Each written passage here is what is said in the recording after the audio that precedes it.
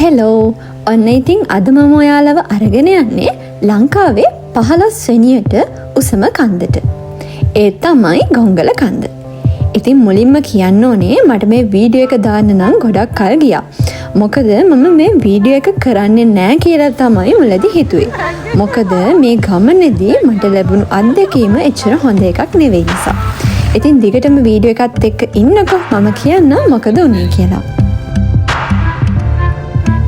හරියටම අපි මේ ගමන ගියේ මේ අවුරුද්ද පෙබරවාරි 4 වෙනිදා. ඉතින් එදා නිදහස් දවස නිසා අපි හැමෝටම නිවාඩු දවසක්. ඒත් එක්කම තමයි අපේ ගෙවල් වලට ගොඩක් ළඟින් තමයි ගොංගල කන්ද පිහිටලා තියෙන්නේ. ඒ වුණාට අපි කවුරුත් ඒ වෙනකොට ඒ ගිහින් තිබ්බේ නැහැ. ඒත් එක්කම අපේ යාළුවෙක් ගොංගල සෆාරි කියලා සෆාරි සර්විස් එකකුත් පටන්ගෙන තිබුණ නිසා අපි හිතුවා එයා එක්කම ගොංගල කන්ද නගින්න යන්න. මේ ගොංගල කන්දට යන්න පාරවල් දෙකක් තියෙනවා. එකක් තමයි රක්වාන පාර, අනිත් එක තමයි දෙනියාය පාර. ඉතින් අපි මේ යන්නේ රක්වාන පාරේ.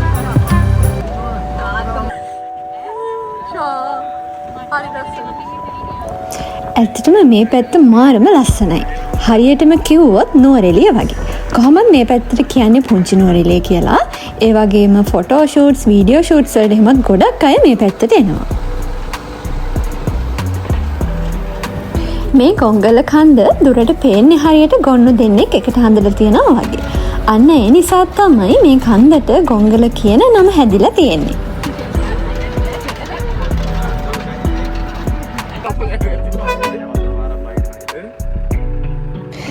මම කියවනේ අපි ආවේ රක්වාන පාර කියලා. ඉතින් මේ රක්වාන පාර ඇත්තටම කිව්වොත් ඔෆ් රෝඩ්. පේනවනේ පාර ගොඩක් තැන්වල කැඩිලා තියෙන්නේ. ඉතින් ඇත්තටම වාහනේ උඩට එද්දි මාර අමාරුයි. ඒ නිසා මට ගොඩක් වීඩියෝ ක්ලිප්ස් තව ගන්නත් බැරි වුණා. මග තව ලස්සන තැන් තිබ්බා. ලස්සන වුණාට පොඩ්ඩක් බය හිතෙනවා. මොකද ඔෆ් රෝඩ් නිසා.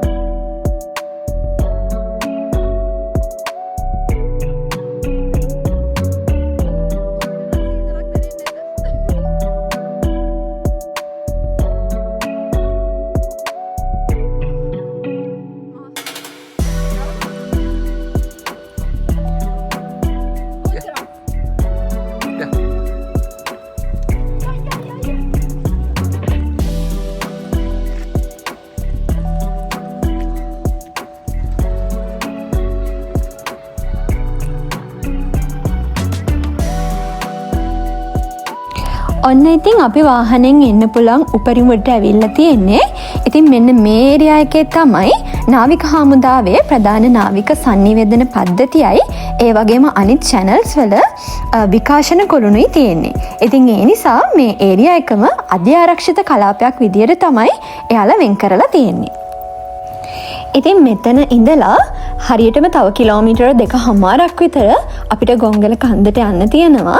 ඉතින් ඒකට අපි නාවික හමුදාවෙන් අවසර අරගන්න ඕනි. එහෙම අවසරයක් නැතුව යන්න දෙන්නේ නැහැ.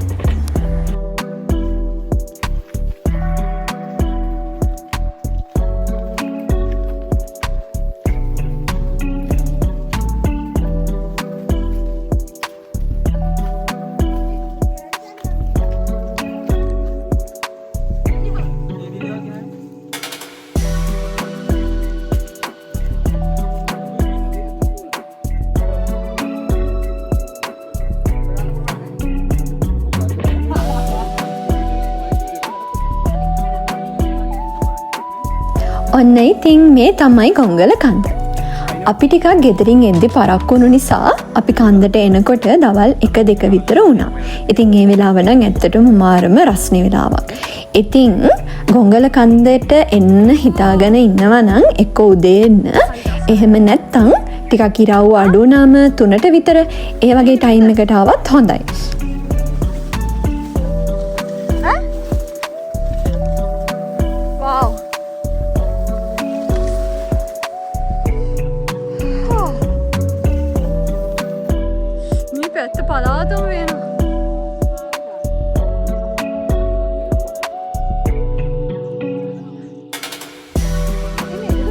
මේ කන්ද පිහිටලා තියෙන්නේ සිංහරාජ වනාන්තරයේ එක මායිමක.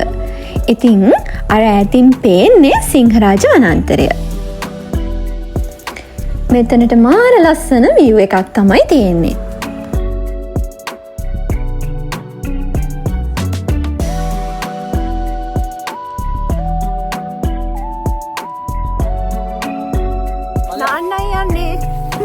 මම වීඩියෝ එකේ මුලදි කිව්වනේ මේ ගමනේදී මට ලැබුණු අත්දැකීම එච්චර හොඳ එකක් නෙවෙයි කියලා. අන්න ඒ සිද්ධිය වුණේ මෙන්න මේ නාන්න ගියපු තැනින්. අපි කන්ද නැගලා පල්ලෙහාට ඇවිත් අපේ යාළුවා කිව්වා ඒ හරිය නැචරල් පූල් එකක් තියෙනවා එතනට නාන්න යමු කියලා. නෝමලි ගොංගල කන්දට එන්න ගොඩක් අය එතනින් නානවා. ඉතින් අපිත් ඒකට කැමති වෙලා අපි එතනට ගියා. ඒ යනකොට එතන චූටි මල්ලිලා වගේක් නාන ගමන් තමා හිටියේ. එයාලා සාමාන්‍යයෙන් 7-8 වසරවල වගේ පොඩි අය. ඉතින් මමත් ඉක්මනින් චේන්ජ් කරගෙන වතුරට බැස්සා. අපි යාළුවගෙන් පොඩි විස්තර ටිකක් විතරයි අහුවේ. ඉතින් කොහොම වුණත් ටික වෙලාවකින් එතන හිටපු පොඩි අයගෙන් 2-3 දෙනෙක් විතර එකතු වෙලා මාව එකපාරටම වතුරට ඇද්දා. ඒ වෙනකොට අපි අනිත් අය චේන්ජ් කරගෙන ඇවිත් හිටියේ නැහැ. ඒ කොහොම වුණත් මම එතනදි ගිලෙන්න ගියා. ඉතින් හරිම අමාරුවෙන් තමයි බේරුනේ. ඉතින් අන්න ඒකත් එක්ක ඉතින් මේ වගේ ඇවිදින්න යන අය හරිම කල්පනාකාරී වෙන්න ඕනේ. නොදන්න තැන්වල නාන්න ඒ වගේ දේවල් කරන්න ගියාම. මොකද අපි නොහිතන වෙලාවක නොහිතන දෙයක් වෙන්න පුළුවන්. ඒකත් එක්ක ඉතින් මම එතන තිබ්බ වීඩියෝස් ෆොටෝස් මොකුත්ම තියාගත්තේ නැහැ. මොකද කවදාවත් මට එහෙම දෙයක් සිද්ධ වෙලා නැති නිසා මට ඒ ෆොටෝස් වීඩියෝස් දැක්කත් මගේ මනසට ඇත්තටම කම්පනයක් වගේ. ඔන්න ඒ විදිහ තමයි ඉතින් ගොංගල හයිකින් එකේ අපේ එක්ස්පීරියන්ස් එක.